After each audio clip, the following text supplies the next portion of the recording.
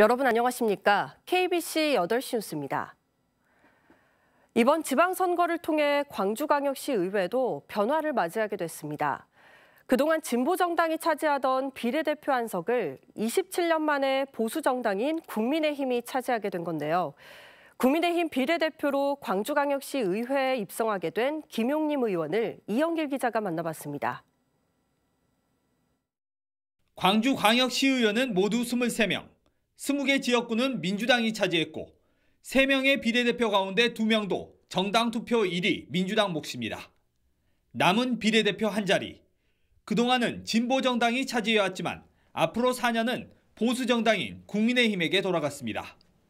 보수정당이 광주광역시의회에 입성한 것은 민선 1기 지방선거 이후 27년 만입니다. 국민의힘 비례대표 시의원으로 당선된 김용림 당선인은 윤석열 대통령의 광주 공약을 실현하는 데 최선을 다하겠다고 소감을 밝혔습니다. 지금 낙후된 광주시를 어떻게 하면 더 다른 도시하고 같이 함께 갈 수 있는 길을 찾아야 되고 모색해야 된다고 봅니다. 특히 중앙정부, 중앙당과의 소통을 통해 일당백의 역할을 해내겠다고 덧붙였습니다.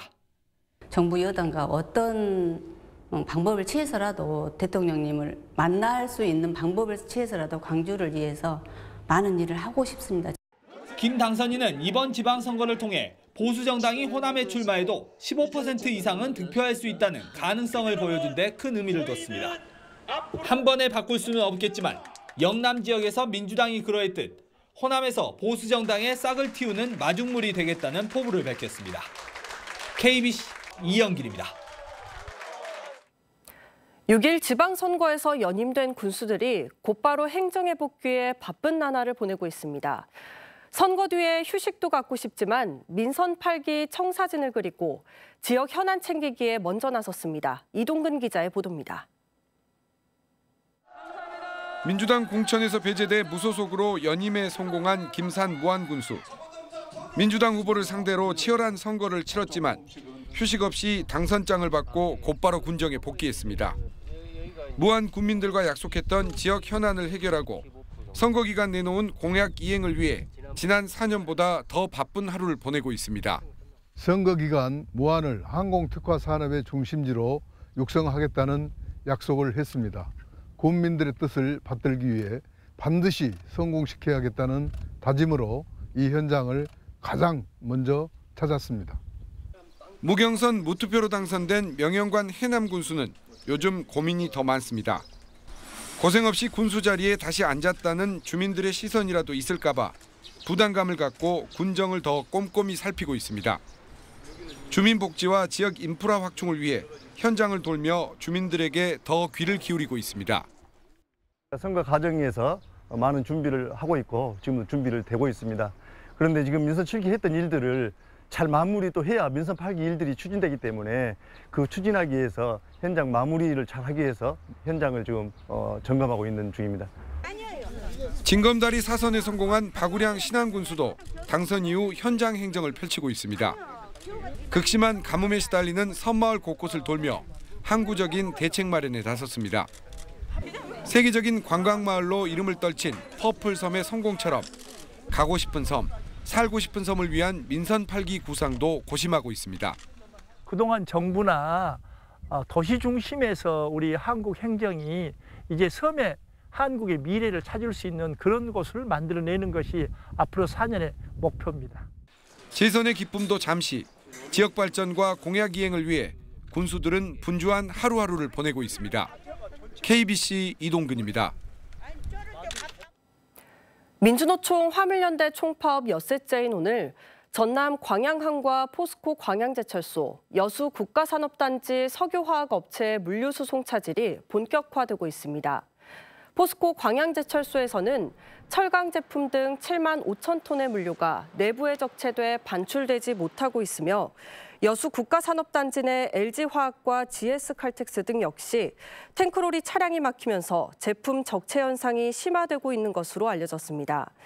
여수 광양항만공사에 따르면 파업 이후 광양항 부두 등에 쌓인 컨테이너 보관 비율은 60% 초반대로 집계됐습니다. 항만공사 측은 컨테이너 보관 비율이 80%를 넘어서면 하역 작업에 어려움이 생길 것으로 전망했습니다. 최근 대학 연구진 조사 결과 전동 킥보드 교통사고 부상자 100명 중 85명이 헬멧 미착용자로 드러났습니다. 이용객 수가 늘어남에도 안전규범은 전혀 지켜지고 있지 않은 현실을 말해주고 있는데요. 이 헬멧 미착용은 자칫 치명적인 부상으로 이어질 가능성을 높여 경각심을 가질 필요성을 강조하고 있습니다. 신민지 기자입니다. 전남대병원 연구팀이 지난 3년간 전동 킥보드 사고로 응급의료센터를 찾은 환자들을 분석했습니다. 지난 2018년 5명에 불과하던 환자 수는 3년 만에 11배인 55명으로 늘었습니다. 전체 환자의 약 5%는 사망이나 혼수 상태, 전신마비와 같은 치명상을 입은 것으로 조사됐습니다. 간편한 탈거리지만 치명률이 일반 교통사고의 치명률과 비슷할 정도로 위험합니다. 전동 킥보드 환자의 85%는 부상의 정도를 낮춰주는 안전모를 착용하지 않았는데 중증 외상을 입은 환자의 경우엔 안전모 미착용 비율이 더욱 높았습니다. 연구진은 전동 킥보드로 입는 부상의 80% 이상이 얼굴과 머리 부분에 집중되는 만큼 안전모 착용이 매우 중요하다고 강조합니다. 전동 스쿠터는 서서 타기 때문에 무게중심이 앞쪽과 그리고 위쪽으로 치우쳐져 있습니다. 그렇기 때문에 사고가 나면 앞으로 넘어져 두경부의 손상 위험이 더 높다고 보고가 되고 있습니다. 이 밖에도 전동 킥보드 사고 환자 5명 가운데 1명은 음주 상태에서 운행을 한 것으로 드러나 운행 규범을 전반적으로 강화할 필요성을 시사하고 있습니다. KBC 신민지입니다. 네, 요즘 30도를 웃도는 때이른 무더위가 이어지고 있는데요. 빠르게 찾아온 여름 더위 속에서 에어컨도 없는 경비실에서 버텨야 하는 아파트 경비원들이 있습니다. 구영슬 기자가 경비원의 하루를 따라가 봤습니다. 임대 아파트에서 2교대로 14시간씩 근무하는 비정규직 경비원 김모 씨. 오후 2시 비좁은 경비실 안, 김 씨의 온몸은 순식간에 땀으로 젖어듭니다. 김 씨가 의지할 수 있는 건 주워온 선풍기 한 대뿐입니다. 오후 2시, 현재 바깥 기온은 이렇게 28도인데요. 한번 경비실 안으로 들어가 보겠습니다. 네, 경비실 안으로 들어와 보니 이렇게 온도는 33.3도입니다.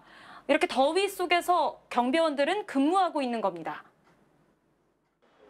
이 아파트에서 근무하고 있는 경비원은 8명으로 모두 에어컨과 같은 냉방 설비를 지원받지 못한 채 일하고 있습니다. 여기 들어가면 숨이 막힌다니까. 여기 들어가면 땀이 우수수요. 밤 2시 돼도 뜨거워지고 저 벽이. 그러면 여기 들어와서 앉아있다 보면 땀이 저절로 나. 물면 계좌번호 끼지. 누가 다 하수에 못 오니까. 광산구 조례에 따르면 공동주택 경비원의 근무 공간인 경비실에 냉방 설비를 설치할 수 있도록 보조금을 지원해야 합니다. 올해 공동주택 비정규직 근무 환경 개선을 요청한 공동주택은 12곳, 이 중 5곳은 지원 대상에서 제외됐습니다. 면적이 85제곱미터 미만인 20년 이상 된 공동주택이면 신청할 수 있어 108곳이 신청 대상인데 광산구청은 12 4천만 원, 구비 2,400만 원 등 예산이 한정돼 7곳만 선정할 수밖에 없었다는 입장입니다. 돈이 많다고 다 해드리고 싶죠. 근데 돈이 한정되다 보니 우선순위를 정했었고 그거에 따라서 이제 선정된 거라고 보셔야 되죠.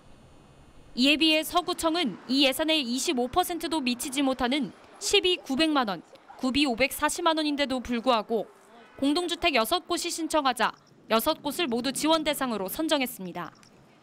한편 북구청 예산은 12 8,700만 원, 구비 5,200만 원으로 공동주택 9곳이 신청했고 모두 지원 대상으로 선정됐습니다. KBC 구영슬입니다. 파비앙 살비올리 유엔 진실정의 배상 재발 방지 특별보고관이 오늘 광주를 방문했습니다.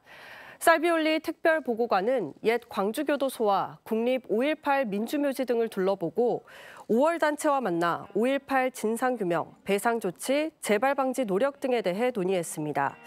살비올리 특별보고관은 이후 5.18 진상규명과 책임자 처벌, 명예회복, 배상 등 미해결 과제 등이 담긴 유엔 권고안을 유엔 총회에 제출할 계획입니다.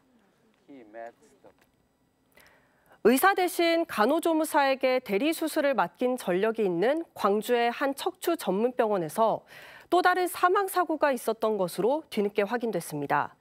광주경찰청은 해당 병원에서 수술한 뒤 장천공이 발견돼 대학병원에서 치료를 받다 지난달 8일 숨진 70대 A씨의 유가족들이 병원 측을 업무상 과실치사 혐의로 고소한 사건을 접수해 수사하고 있습니다. 한편 지난 2일에도 해당 병원에서 목 디스크 수술을 받던 20대 여성이 수술 도중 혼수 상태에 빠져 대형 병원으로 이송됐다가 숨지는 사건이 발생했습니다. 경찰은 수술실 복도 CCTV 녹화본 등 관련 자료도 확보해 조사하고 있습니다.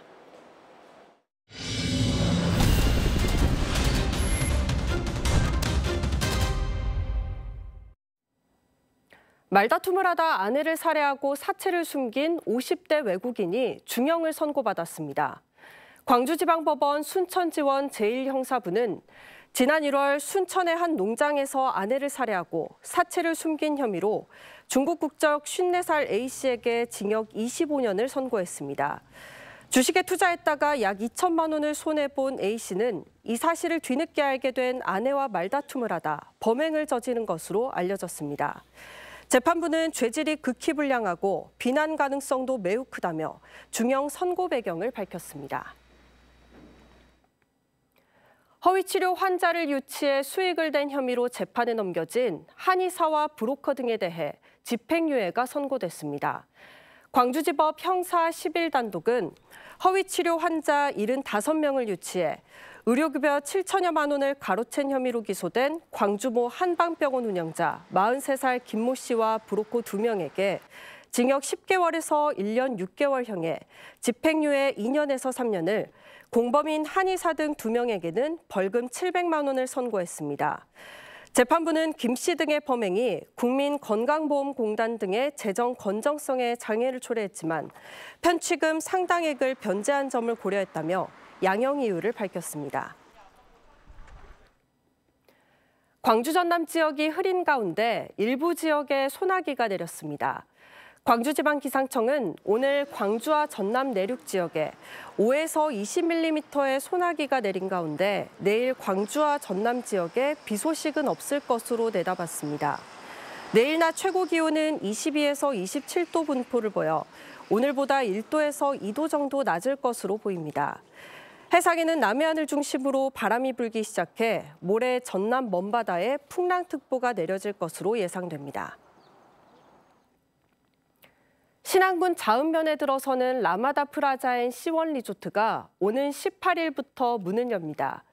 전남 지역 기업인 지오그룹이 2019년 착공한 자은도 라마다 프라자앤 C1 리조트는 객실 415실과 부대 시설을 우선 개장해 시범 숙박을 거쳐 다음 달부터 일반인을 대상으로 정상 운영할 예정입니다. 천혜의 섬 풍광을 배경으로 건립된 라마다 호텔 앤 리조트는 800석 규모의 대형 컨벤션 시설과 워터파크 등의 각종 편의시설이 조성됐습니다.